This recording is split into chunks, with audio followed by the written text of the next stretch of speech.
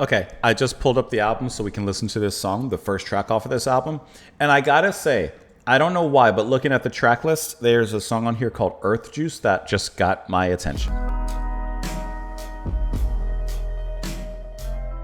Sponsored, maybe I would listen to that one just because it just got, I don't know, what's Earth Juice? I couldn't tell you.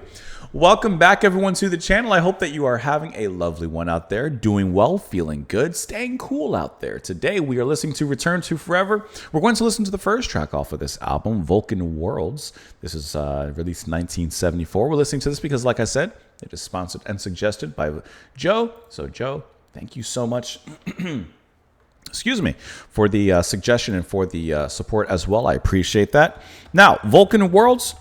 I've never seen Star Trek, like the actual original series or even ones that came really after that. But I've always been interested in it. It's always looked like a show I would enjoy.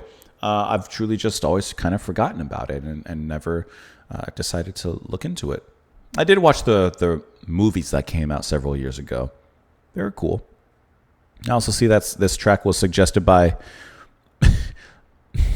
my P. Is what we'll say there. Black Cat Central Music, Steve Martin, I see you there as well, and Miko. So thank you guys so much as well for the suggestion. I can't remember off the top of my head. I know that Chick Carrera, his music is blocked. I don't remember if Return to Forever is blocked. We'll find out, of course. Well, I'll find out when I upload this, but you'll find out when I guess, release the video. Either way, let's go ahead and get into it. We'll talk about it after. Here we go.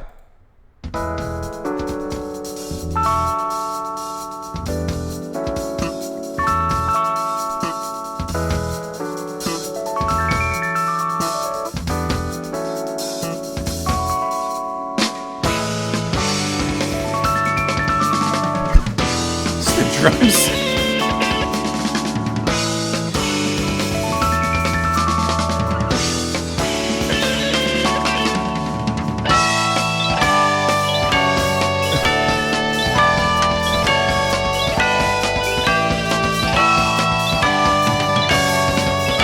Drum pattern.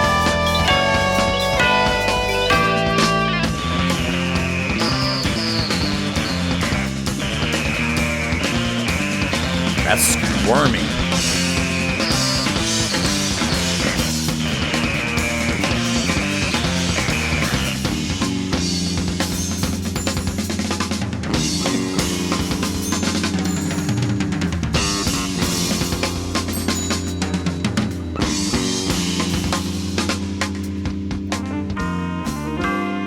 They soften you up.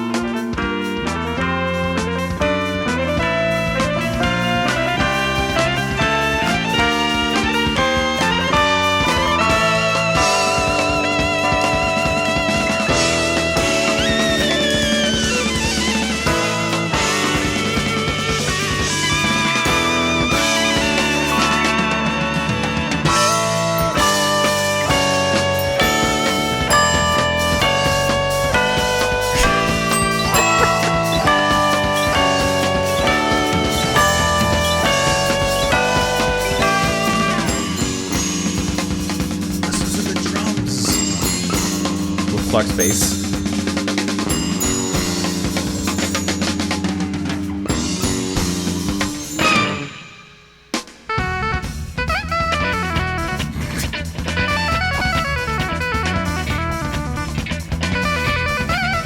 That funky guitar.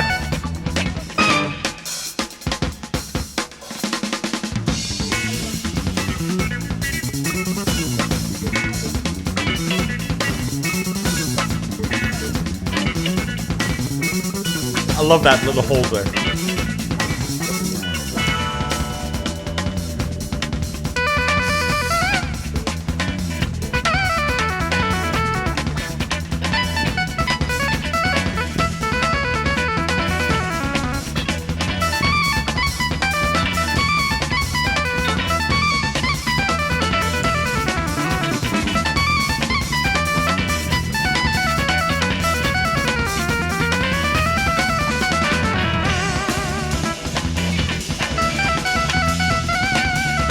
I just can't help but listen to the drums.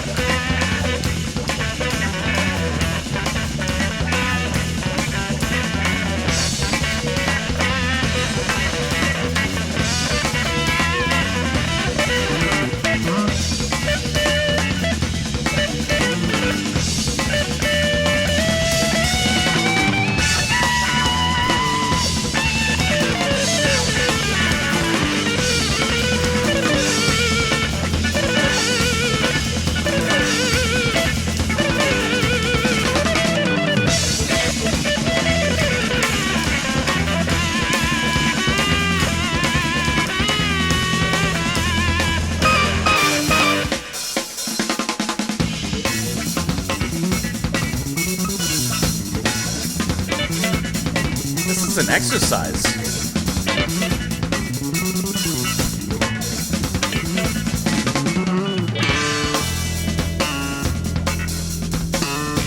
Some bass pops.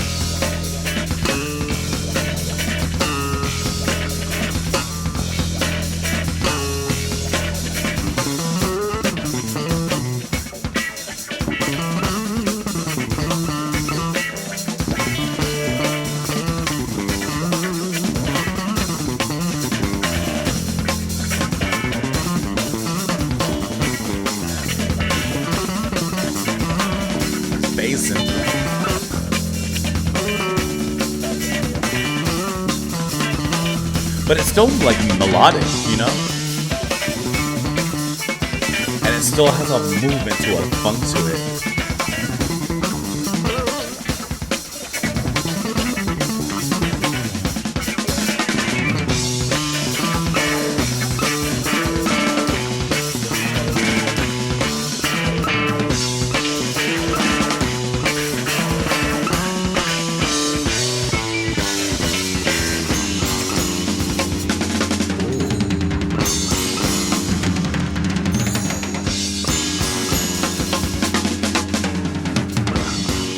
That was a slick solo. I'd like to bring it into that.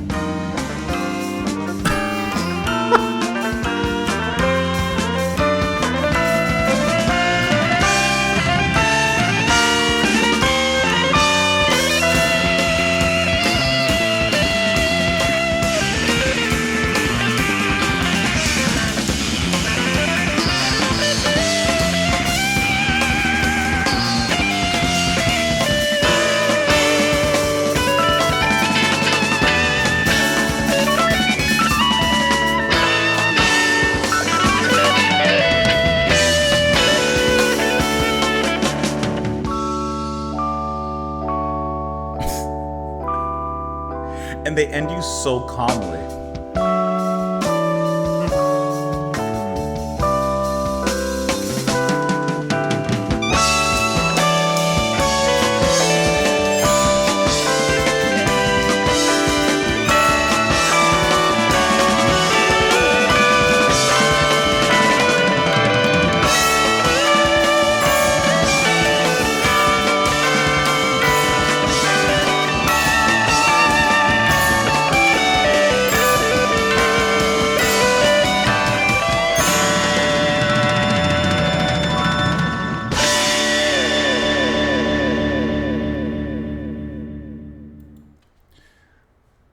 My mind is melted. This is definitely the definition of a mind melter of a track.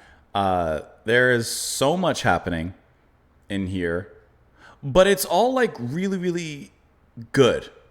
The drums, however, are like the biggest thing. Sorry, I have to pull my camera up.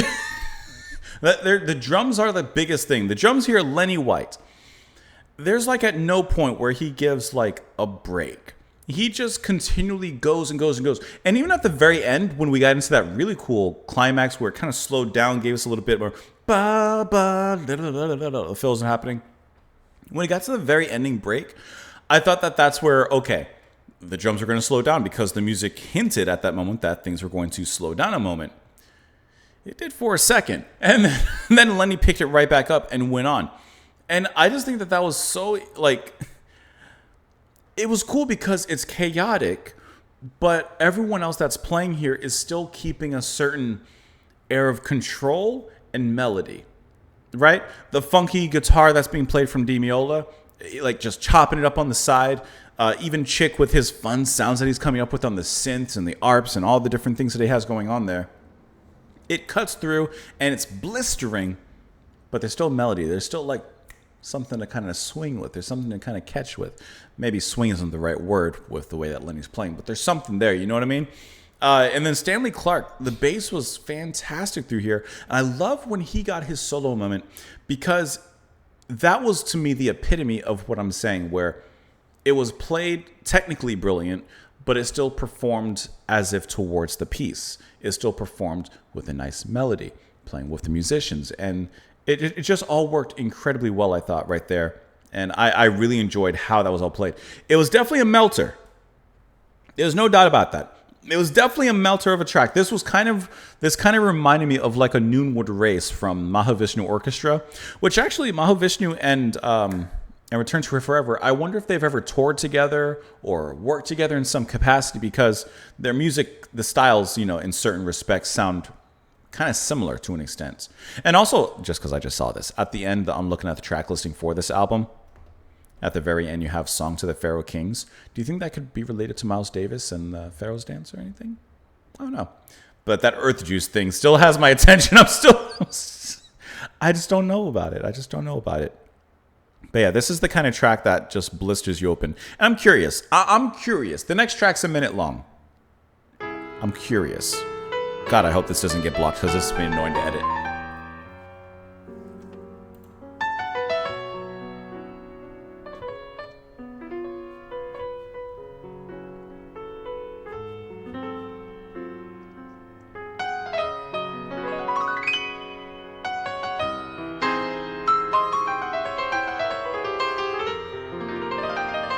Definitely a break.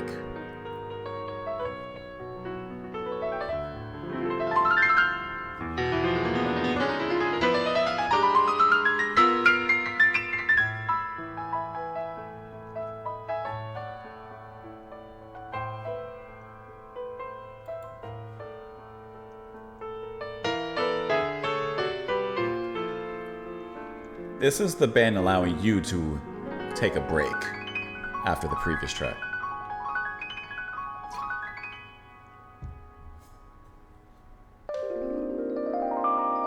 And the one after even gives you a little bit of an opening with that. Okay, I just wanted to see how the next track kind of followed up after that, because if they hit you again over the head, I'll be like, it's a lot. Also, I just happened to see here when I'm looking at the Wikipedia article, it said the first track is Stanley Clark's, with melodic motifs that appear on his second solo album, Stanley Clark. The song shows Clark is one of the fastest and most facile bass players around, electric bass players. Each player, except for drummer Lenny White, took long solos. Yeah, because Lenny White is basically soloing over this whole thing. Let me know what you guys thought of the track, of course, in the comments down below. Joe, thank you so much for the recommendation and, of course, for the support. I appreciate that a lot. Hope you all are having a great day. Have a wonderful one, and I'll see you all later. Bye.